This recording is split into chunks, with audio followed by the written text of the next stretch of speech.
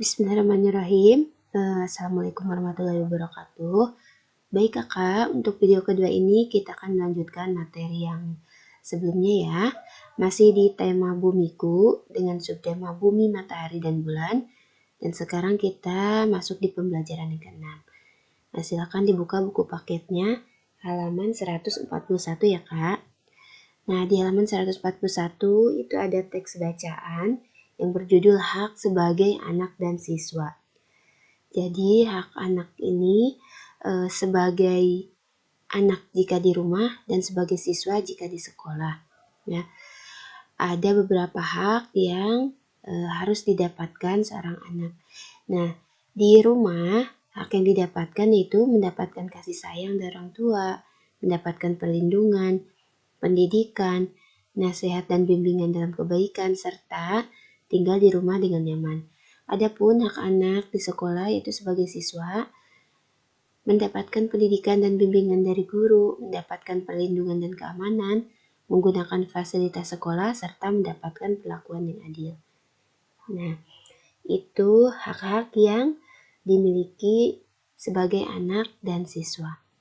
Selanjutnya masih di halaman 141 sampai 142 kita akan membahas ayo pahami dan jawab ya kak, dengan memberi tanda centang pada kolom yang sesuai. Pernyataan yang pertama, bermain di halaman rumah yang bersih. Nah, ini termasuk hak di rumah. Kemudian memperoleh ilmu pengetahuan saat guru menjelaskan. Ini hak di sekolah. Yang ketiga, mendapatkan nasihat yang baik dari ayah dan ibu. Ini hak di rumah. Diperbolehkan meminjam buku di perpustakaan. Nah, ini sudah jelas ya kak, hak di sekolah. Kemudian belajar dengan nyaman di laboratorium. Ini juga sama, merupakan hak di sekolah. Nah, kemudian kita jawab pertanyaannya ya kak. Tuliskan 3 hak anak di rumah.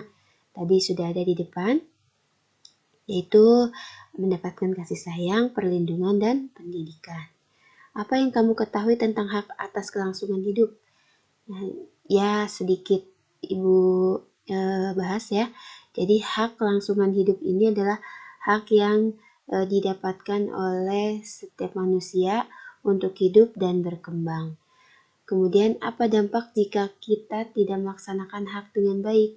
Tentunya akan muncul ketimpangan atau terjadi sesuatu yang tidak sesuai dengan keinginan atau dengan seharusnya.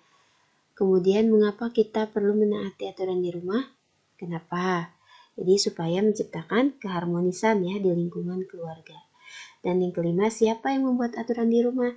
Nah, yang membuat aturan di rumah ya tentunya anggota keluarga ya secara musyawarah mungkin. Jadi tadi yang membuatnya adalah orang tua, tapi anak juga bisa ya berikut membuat aturan. Kemudian di halaman 142 ya bereksplorasi. Di sini tulislah 10 hak anak berdasarkan Konvensi PBB 1989. Haknya yaitu mendapatkan nama atau identitas, kemudian memiliki kewarganegaraan, memperoleh perlindungan, memperoleh makanan, mendapatkan hak atas kesehatan tubuh yang sehat, hak rekreasi, hak mendapatkan pendidikan, hak bermain, hak berperan dalam pembangunan, serta hak mendapatkan keamanan. Nah, selanjutnya di halaman 143. Nih kita mengamati gambar ya kak. Ini kegiatan apa kak di gambar? Ya betul, upacara ya. Jadi kegiatan yang dilakukan pada gambar adalah upacara. Kemudian apa kewajiban yang harus dilakukan berdasarkan gambar? Tentunya kita mengikuti dengan hikmat. Apa hak yang diperoleh berdasarkan gambar di samping? Haknya yaitu kita bisa menjadi petugas upacara. Kemudian apa yang terjadi bila siswa tidak melaksanakan kewajibannya? Tentunya akan kehilangan rasa terhadap cinta tanah air. Rasa cinta terhadap tanah air. Kemudian bolehkah mengikuti kegiatan tersebut bila datang terlambat? Jelaskan.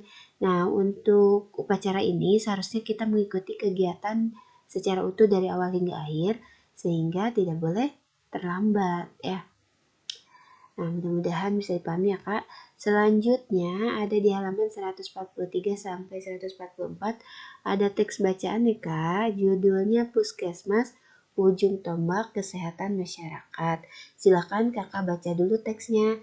Jadi teksnya itu berisi tentang puskesmas sebagai usaha atau ujung tombak mewujudkan Indonesia sehat dengan beragam cara atau program yang dibuat oleh Dinas Kesehatan ataupun Menteri Kesehatan, khususnya di situ di Dinas Kesehatan Provinsi DKI Jakarta. Silakan dibaca dulu ya Kak teksnya. Nah, setelah Kakak baca teks tersebut, ayo kita bahas ayo pahami dan jawab ya Kak, masih di halaman 145. Di sini kita akan menuliskan kepanjangan dari akronim atau singkatan kata-kata yang ada dalam teks bacaan tadi. Yang pertama, puskesmas. Puskesmas kepanjangannya adalah Pusat Kesehatan Masyarakat. Kemudian ada KPLDH, ketuk pintu layani dengan hati. Kemudian DKI, Daerah Khusus Ibu Kota. Menkes, Menteri Kesehatan, dan JKN adalah Jaminan Kesehatan Nasional. Kemudian kita akan menuliskan kosakata, makna dari kosakata yang ada dalam teks juga. Nah, di sini ada kata anggaran, maknanya adalah perkiraan. Kemudian deteksi, usaha menemukan. Keluarga, maknanya ibu dan bapak beserta anak-anaknya. Kemudian indikator, maknanya adalah sesuatu yang dapat memberikan petunjuk. Yang terakhir adalah wilayah, maknanya yaitu daerah. Nah, silakan Kakak salin di buku paket ya. Selanjutnya di halaman 145 ada teks bacaan kembali yang berjudul poster. Jadi poster ini adalah karya seni yang memuat tulisan dan gambar tentang suatu informasi, dan biasanya poster dibuat pada selembar kertas. Adapun langkah-langkah membuat poster yang baik yaitu menentukan tema dan tujuan, memilih kalimat yang singkat, padat, dan persuasif, membuat gambar yang sesuai dengan tema, dan kemudian memasang poster tersebut pada media yang tepat. Jadi ketika membuat poster itu tidak boleh sembarangan ya, harus memperhatikan detail poster agar poster dapat menarik serta informasi yang akan disampaikan bisa tersampaikan dengan baik. Kemudian di halaman 146 ya Kak, dibuka bukunya. Ini ayo pahami dan jawab, kita akan menuliskan jenis-jenis reklame berdasarkan gambar. Gambar yang pertama ini jenis reklamenya yaitu brosur. Kemudian yang kedua yaitu banner, yang ketiga poster, yang keempat spanduk, yang kelima baliho, dan yang keenam adalah neon box. Selanjutnya, ayo bereksplorasi, kita jawab pertanyaannya. Jelaskan yang kamu ketahui tentang poster. Jadi poster adalah karya seni yang memuat tulisan dan gambar tentang suatu informasi. Kemudian tuliskan 3 hal yang perlu diperhatikan saat membuat poster. 3 ya, yaitu gambar yang menarik, tulisan yang jelas, dan tempat pemasangan yang strategis. Nah, itu hal yang perlu diperhatikan dalam membuat poster. Kemudian tulislah langkah-langkah membuat poster. Tadi sudah dibahas ya Kak, ada dalam teks, yaitu menentukan tema dan tujuan, memilih kalimat yang singkat, padat, dan persuasif, membuat gambar yang sesuai dengan tema, serta memasang pada media yang tepat. Yang keempat, mengapa saat membuat poster kita perlu menyertakan gambar? Nah, tentunya gambar ini supaya menarik pembaca ya. Kemudian yang kelima, bagaimana jika membuat poster tanpa tema dan tujuan? Nah, tanpa adanya tema dan tujuan yang jelas, maka tidak mungkin akan tercipta poster yang berkualitas. Jadi tema dan tujuan ini sangat perlu ya. Nah, selanjutnya di halaman 147. Di sini ada reklame. Reklame ini jenisnya yaitu poster, judul reklamenya Food Festival Nusantara. Isi reklamenya yaitu informasi tentang sebuah kegiatan, dan tujuan reklamenya yaitu mengajak masyarakat untuk menyaksikan festival makanan Nusantara.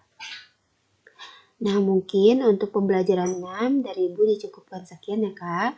Mudah-mudahan apa yang Ibu sampaikan bisa dipahami dan tentunya bermanfaat. Silakan Kakak salin dan dipelajari. Terima kasih untuk semuanya. Wassalamualaikum warahmatullahi wabarakatuh.